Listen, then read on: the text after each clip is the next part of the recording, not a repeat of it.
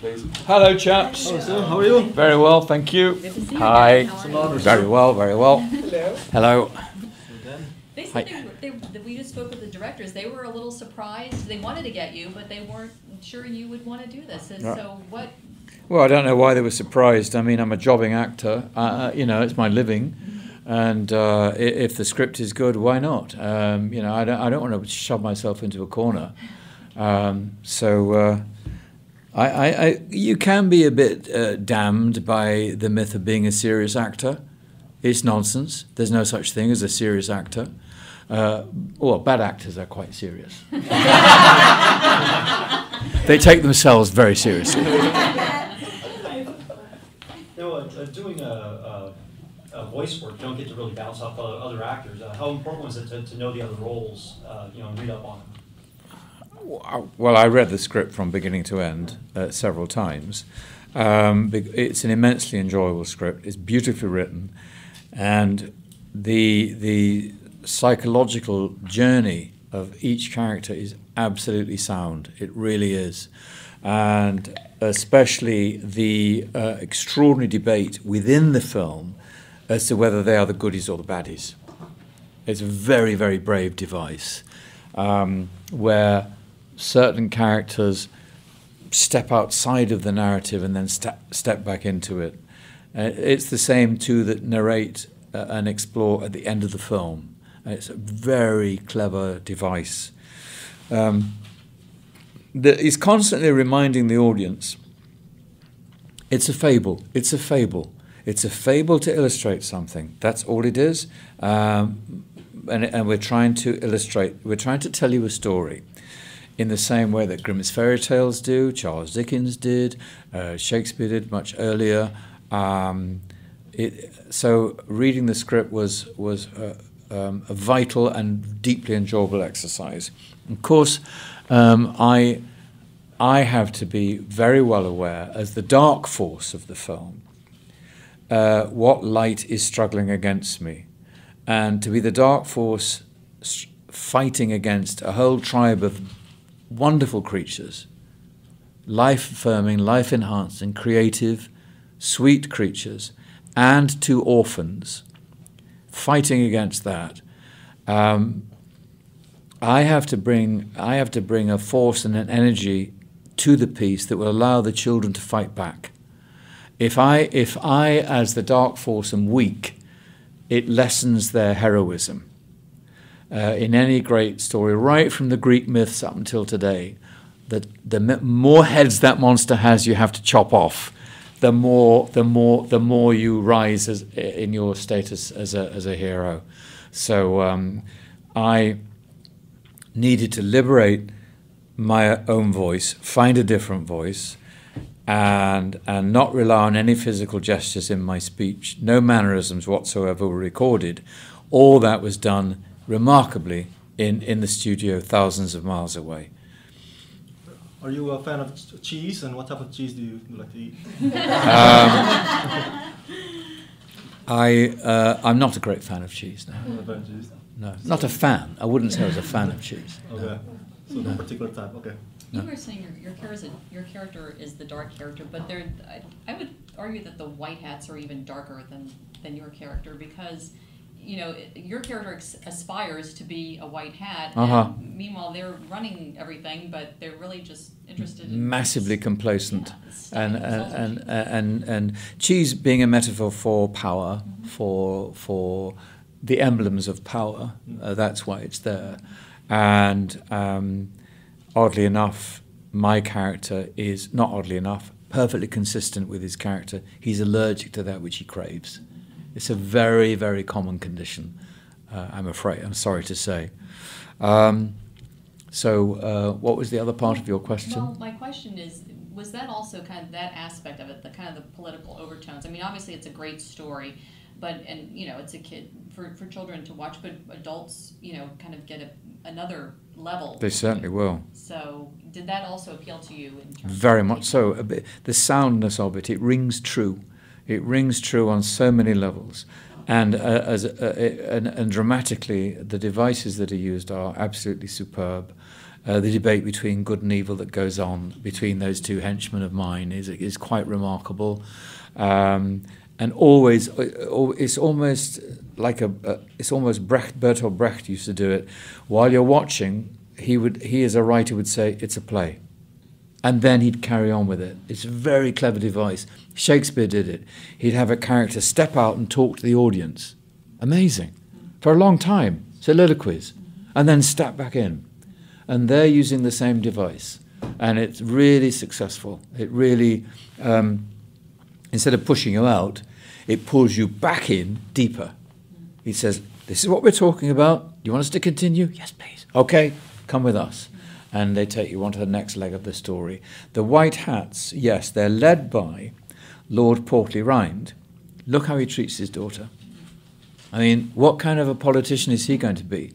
If that's how he treats his parishioners, then his voters, not now. And she has very urgent things to convey to her father. That's why I used the word orphan at the beginning of our conversation, because she's orphaned. Basically, there's no one there. There's no one there for her. Sir Ben, I was curious when you were creating, when you were taking Snatcher into drag and he was becoming Miss Foo-Foo, what was your thought process? Did you want him to have same mannerisms? Did you want him to be more fussy? Well, I had to leave the mannerisms to the team. You know, all I could do was raise my voice a few octaves and use that Middle European accent and just allow myself to be completely freed in that. Were I trapped in a physical performance, I think I'd find it very inhibiting, because I'd be judged on how successful or abysmal I was at being a female impersonator. But because I could raise my voice quite easily by a couple of octaves, having been a singer in the past, I can do that. So I just did it vocally, completely vocally. Did you come up with the idea of the chair, or how did the chair... That was my idea within minutes. I arrived in the studio and I realized that the voice wasn't... I could hear the voice in my head. It was quite frustrating, but it wasn't coming out of my body. And Snatcher's physical shape and mine are very different, so his voice would come out from a different place. I sat down, not quite working, and then I said, guys, can I just try reclining? And as soon as I reclined, the voice came from the right place in me. That's great. Yeah. I was telling us it was very scary for him when he was in the room with you. Did you pick up on that at all? No, not at all.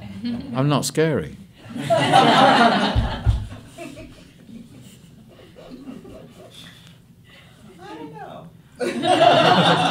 Can I tell you a really mean story?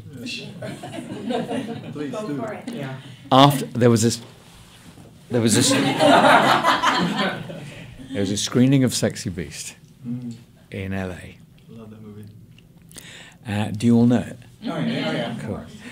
Screening of Sexy Beast, and afterwards there was a Q&A, and I was supposed to be backstage to be led on for the Q&A, and there was the driver and a little bit of, not a hiccup in the schedule, but I just happened to be by the crash doors at the end of the film, making my way to backstage.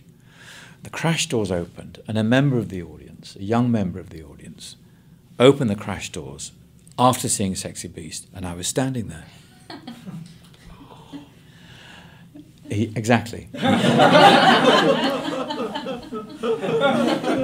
And I looked at him and I said, what the fuck are you looking at? And he fell backwards into the theatre. He went, oh, bang! I couldn't resist. I couldn't resist it. May I ask, how was the experience at ComicCon? I know you guys were there promoting. Oh, I thought ComicCon was so benign and enthusiastic. It's something so sweet about ComicCon and their enthusiasm. It's completely benign, kind. It's a good crowd, a really good crowd. I loved it. Yeah. And I was delighted to see how much people love what we do. They really go. They love it. They have such an appetite for it. And to go there and to feel that, to be in the presence of that, changes your attitude to what you do a little bit, you know. Do you want to do more animation, more voice work now? Well, you know, the world has diversified so much. It's accelerated at an extraordinary rate over the past few years. It's a very different world from when I first stepped onto the stage in my 20s, where the outlet for the actor, I thought, was you go on stage and you reach an audience, and then maybe a film, if I'm really lucky, and be a bit television. Now, you can be in a series in Netflix. You can be everywhere and anywhere. You can do a commercial for an automobile. You can be in a video game. You can be a voiceover in an animation. There's so many doors are opening. You've got a ton of films in the pipeline, various stages of production, post-production. Are you working on something right now, or what's coming up? What I'm working on right now, we do have our own production company, my wife and I. We've got about 6 films on the slate, and either both of us or one of us are in each of the films, and we do. In tandem with that, I am recording Bagheera for Jungle Book with Jon Favreau. And also, I will possibly be narrating one of Terrence Malick's films shortly. He's looking at the edit and seeing if it needs a narration or not, but I'd love to do that. And then I go to Toronto with one of my favourite films coming up, Learning to Drive. I'm really looking forward to that. And then after that, I go to Morocco and start work on a TV series, and I haven't done a 6-part TV series, 6 hours of television about ancient Egypt and Tutankhamun. It could be quite beautiful. Is it British or is it? It's Spike TV. Okay. They're first, and they're determined to make it really classy. Great director, and yeah. Will it be along the lines of a Game of Thrones type of thing? Or Yeah, I think that's a great template, yes, but not rooted in an invented mythology, but rooted in history, where there is a tomb, we know the characters around him. I play one of them, and there are carvings of my character in existence now, and it's fascinating. Wow. I've seen All Hail the King, and so will. Oh, great! You have. Yeah, Do you like it? I liked it. I enjoyed Cool. it. Cool. Will your character I love show it. up in Iron Man 4, or your collaboration with Marvel pretty much done? Oh no! Doors are open, wide open. Yeah. Start a rumor. Start a small riot. Yes. Bring back Trev. Okay. Yes. I will. Thank you.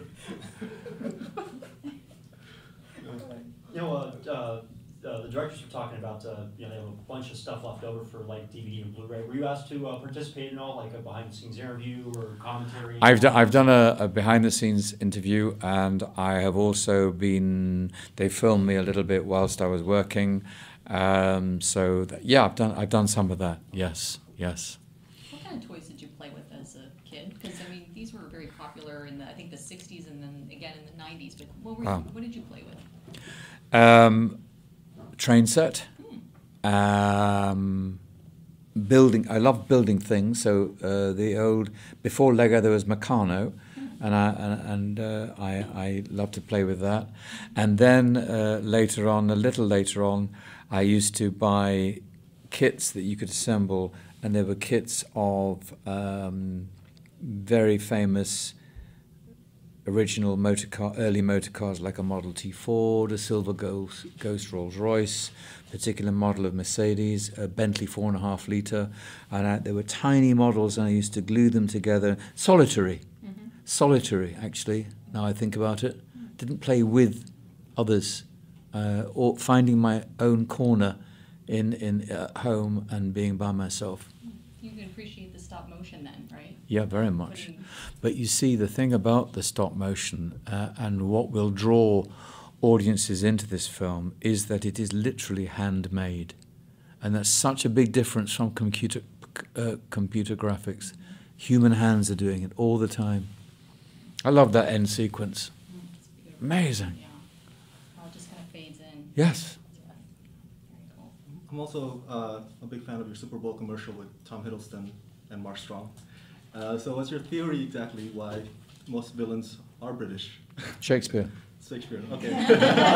Because it's very hard. It's very hard to avoid that brilliant presence in England, And for actors, especially if they go through drama school, and most of our young actors now did go through drama school, and Shakespeare is a huge part of their education as drama students. The Shakespearean villain is very often the most gloriously written part in the play. Richard III, for example, and Iago, and all these great Shakespearean villains are beloved by British actors. They all aspire to play them. Thank you, sir. All right, thank you, everyone. Thank Thank you so much.